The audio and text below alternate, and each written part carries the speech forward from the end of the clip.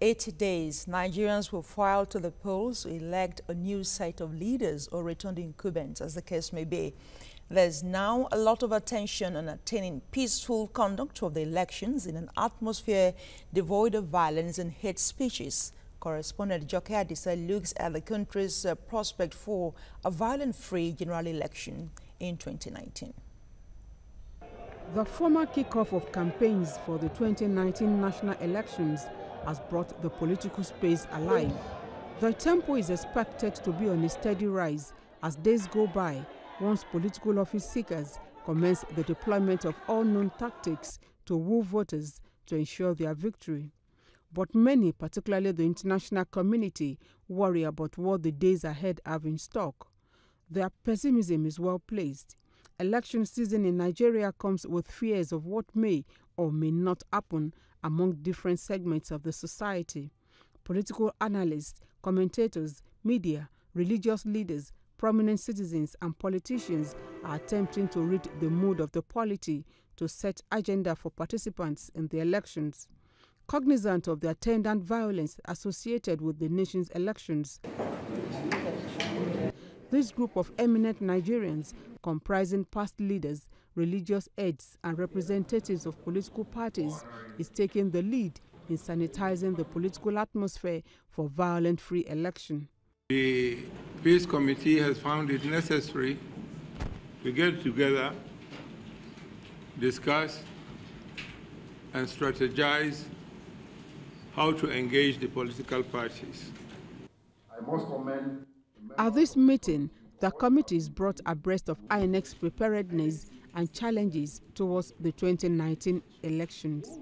I've told them everything that we have been doing to ensure free and fair elections, including the registration of voters, making the PVCs available for collection well ahead of the elections, and some of the issues and challenges that we are facing, for which we have sought for the support of the National Peace Committee. Fake news, hate speech, and smear campaigns have become the hallmark of politicians as they seek votes, and this sadly leads to a charged political atmosphere and ultimately violence. Politicians and the citizens. The committee's appeal is for political parties and their candidates to eschew violence before, during, and after the election. It is necessary that we maintain a violent-free election, because invariably the people you want to lead must be alive in the first place before you lead them. This is another gathering of key actors on the electoral scene. Political parties, represented by party chairmen and their candidates, are working towards agreeing to peaceful conduct. The message at this gathering is peace. Political parties and their presidential candidates admit they have a duty to assist INEC in dousing political tension and attaining a peaceful conduct of the election. But they raise areas of concern. The issue of vote selling and vote buying. I think this is an issue that must be addressed if other political parties should not be provoked. And I believe there should be a sanction for any party that engage in these practices. You will need to call on the security agencies because they cause a lot of problems when they are deployed to go to secure elections. And that is the reason why they always orientate the people that nobody should go with camera and nobody should snap pictures, because they are also defaulting. Talking about hate speech, it's not necessarily promoted by those who are involved in the electioneering campaign. I think that it might be helpful if the committee find it worthwhile to invite men and women of God so that they don't turn the places of worship to preach hate. They should consider the security agencies, their roles, their function, and their own bias expected of them. Because as it is now, Nigeria have no confidence in some of the security agencies. The 2019 general election will mark the 6th multi-party election in Nigeria and the 4th handover of civilian administration since Nigeria returned to democracy in 1999. Past elections were characterized by different shades of violence. In 1999, for instance, politicians and their followers were carried away by the excitement of the country's return to democracy. After 16 years of military rule, the violence was at its lowest ebb. In his report after the 1999 election, the Carter Center and the National Democratic Institute for International Affairs, which jointly observed the election, acknowledged pockets of violence, but concluded that the transition from military to civilian rule was generally conducted without violence. In 2003, violence during the election cycle was more widespread.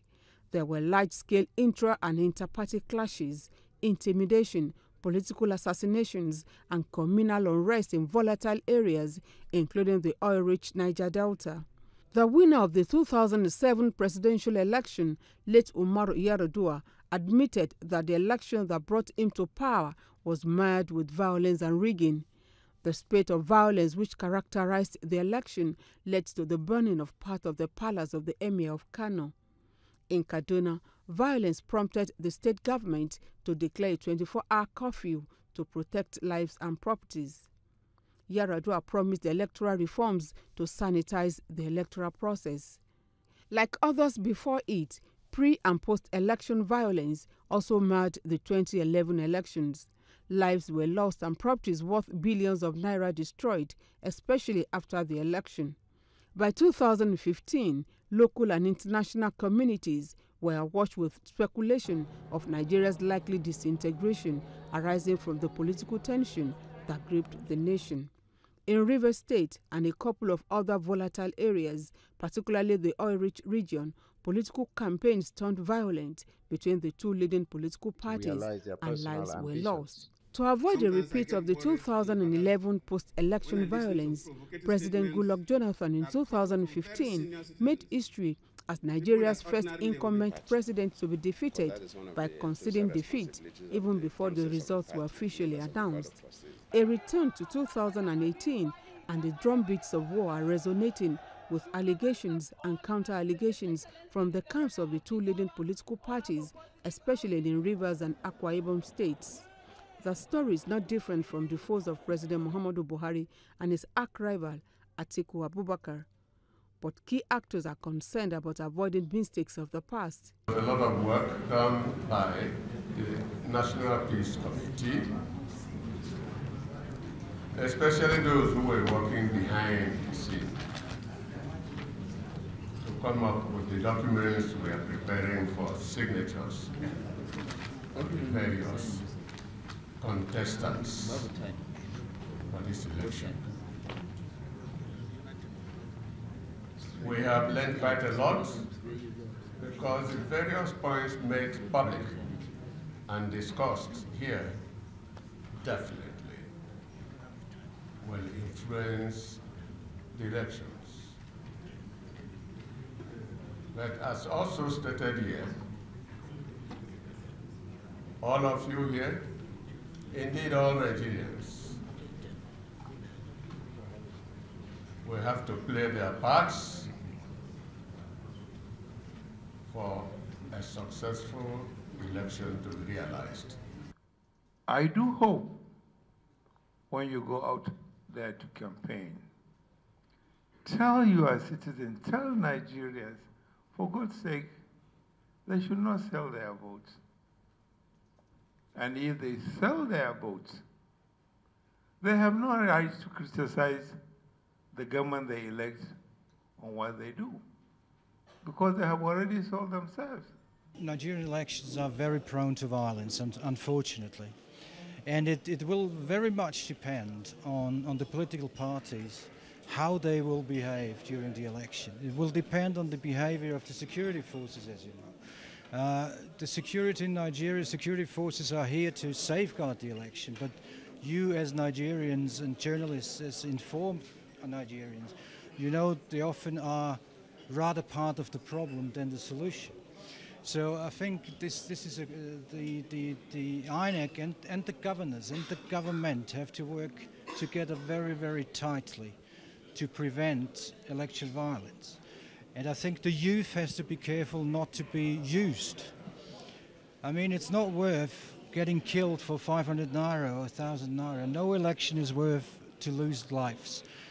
As Africa's largest democracy goes to the polls once again, the admonition, especially for the youth, is that they should not be instruments of violence to eliminate perceived enemies and destroy properties. And the hope too is that this time, politicians have learned from the lessons of the past to strengthen the nation's democracy. Joke Adisa, TVC News, Abuja. And on that note is a wrap on the news at this time, but we have details and updates of all the stories and many more on our website. It is tvcnews.tv.